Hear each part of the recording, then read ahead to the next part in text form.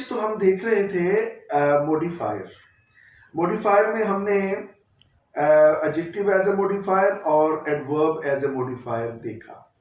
अब नेक्स्ट हमने dangling modifier देखना है कि डेंगलिंग मॉडिफायर क्या होता है।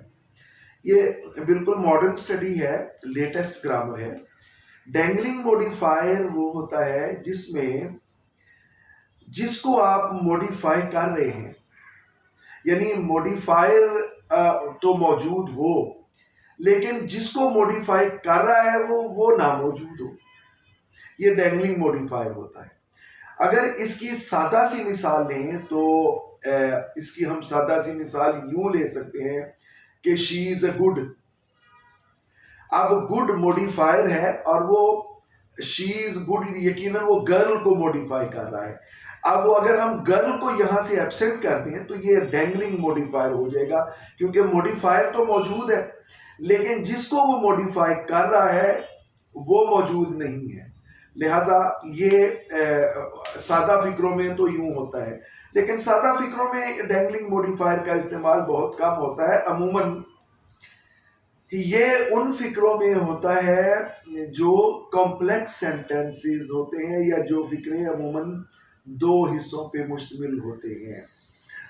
उसकी हम मिसाल यूं देखते हैं डेंगलिंग मॉडिफायर की कि फर्ज कीजिए मैं कहता हूं कि ashamed of her red shoes remained silent throughout the function। अब देखिए इसमें मॉडिफायर है ashamed of her red shoes। अब हम ये नहीं इसमें तय कर पाए कि कौन है जो remained silent throughout the function। तो हमें ये यूं अगर इसको यूं लिखेंगे तो ये डेंगलिंग मॉडिफायर होगा, यानी इसका पहला हिस्सा मॉडिफायर यानी है और जिसको हमने मॉडिफाई करना है वो नहीं, तो वहां डेंगलिंग होगा। इसको हम नॉर्मल मॉडिफायर करना चाहते हैं तो हमें यूं करना पड़ेगा कि ashamed of her red shoes Rukhsana remained silent throughout her function। इसकी एक और मिसाल हम देख लेते हैं।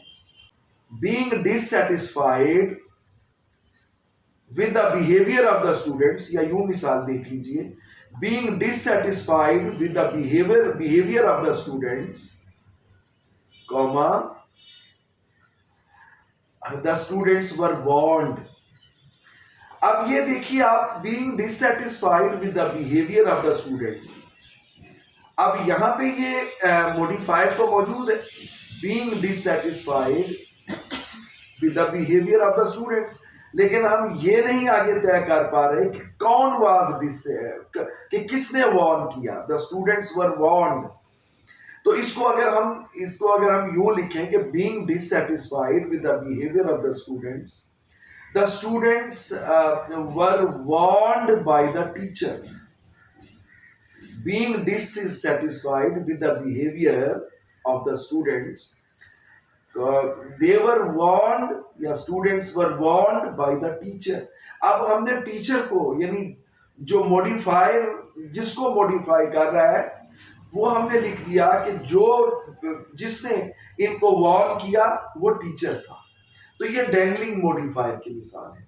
नेक्स्ट है स्क्वेंटिंग मॉडिफायर। स्क्वेंटिंग मॉडिफायर ये होता है वो कि जिसमें एक ऐसा लफ्ज हो जो फिक्रे के पहले हिस्से को भी और दूसरे हिस्से को दोनों को मॉडिफाई कर रहा हो और पढ़ने वाला या सुनने वाला ये तय ना कर पाए कि ये पहले हिस्से को मॉडिफाई कर रहा है या दूसरे हिस्से को मॉडिफाई कर रहा है। इसको मैं अभी इसकी अगर उर्दू में हम मिसाल लें तो जरा ये देखिए कि उर्दू में इसकी मिसाल होगी रोको मत जाने दो। अब रोको मत ये है, यानी वो रोको को जो मत है दरमियान में, ये रोको को क्वालिफाई कर रहा है या मॉडिफाई कर रहा है या मत जाने दो को ये मॉडिफाई कर रहा है। यानी रोको मत जाने दो या रोको यानी वो कह रहा है कि ना रोको या वो ये कह रहा है कि ना जाने दो। अब हमें ये नहीं पता चल पा रहा कि मत जो है वो किसको मॉडिफाई कर रहा है। तो इसका हल ये होता है कि इसको आप जिसके लिए इस्तेमाल कर रहे हैं, जिसको इसके जरिए मॉडिफाई करवा रहे हैं, उसके करीब तर ले आए। मिसाल इसकी मैं इंग्लिश में आपको देता हूं कि I was angry yesterday, she came to me for reconciliation. अभी येस्टरडे है दरमियान में, हम ये तय नहीं कर पा रहे हैं कि ये येस्टरडे एंग्री के लिए है या केम के लिए है।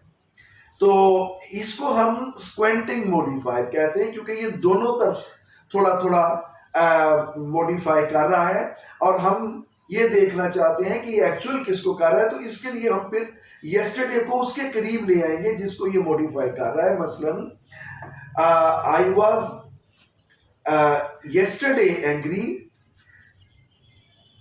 या I was angry yesterday with her, I was angry yesterday with her, she came to me for reconciliation। अब यहां पे हमें पता चला कि एंग्री जो है, ये yesterday जो है, ये एंग्री के लिए है।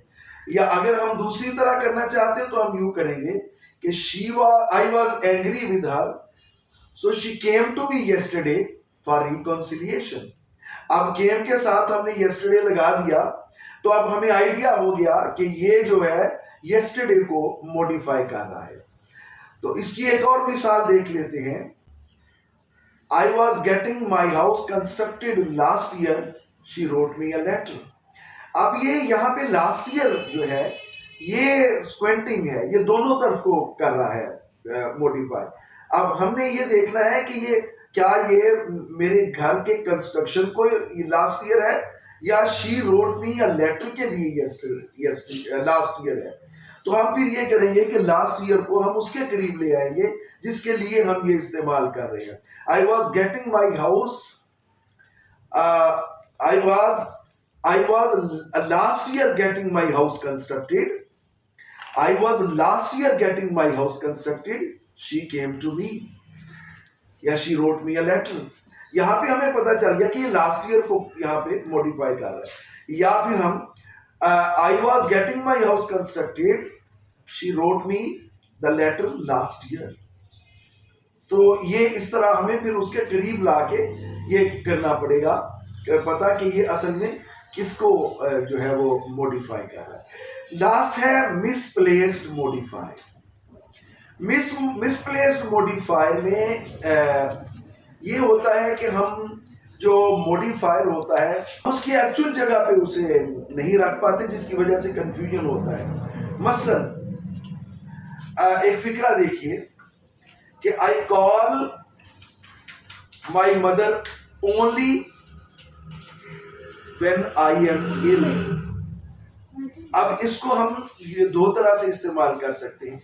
I call only my mother when I fall ill, या I call my mother only when I fall ill। अब देखिए अगर हम कहें कि I only call my mother when I fall ill, I only call my mother when I fall ill, तो इसका मतलब बिल्कुल बदल जाएगा। इसका मतलब ये होगा कि मैं अपनी वालदा से नाराज हूं, मैं उनसे बात ही उस वक्त करता हूं जब मैं बीमार होता हूं। और अगर हम ये कहें कि I call my mother only, या I call only my mother when I fall ill, I call only my mother when I fall ill, तो इसका मतलब ये होता है कि जब मैं बीमार होता हूं तो मैं किसी और को नहीं बुलाता, सिर्फ अपनी वालदा को बुलाता हूं। तो ये इसमें ओनली जो मिसप्लेस्ड मॉडिफायर है उसमें ज्यादातर ओनली के इस्तेमाल से ही वो मसाइल बनते हैं। इसमें अमूमन हु का इस्तेमाल भी जो है वो कंफ्यूजन क्रिएट करता है। मसलन the person is my brother who is sitting in the chair. अब who is sitting, the person is my brother. अब हम ये जो हु है अब इस किसके लिए इस्तेमाल कर रहे हैं, हम तो वो पर्सन के लिए कर रहे हैं ना। यहाँ पे हम इन द चेयर के साथ हु लगा रहे हैं, तो ये भी मिसप्लेस्ड उसमें आ जाएगा, मिसप्लेस्ड मॉडिफायर में। The person who is sitting in the chair is my brother. बहुत शुक्रिया।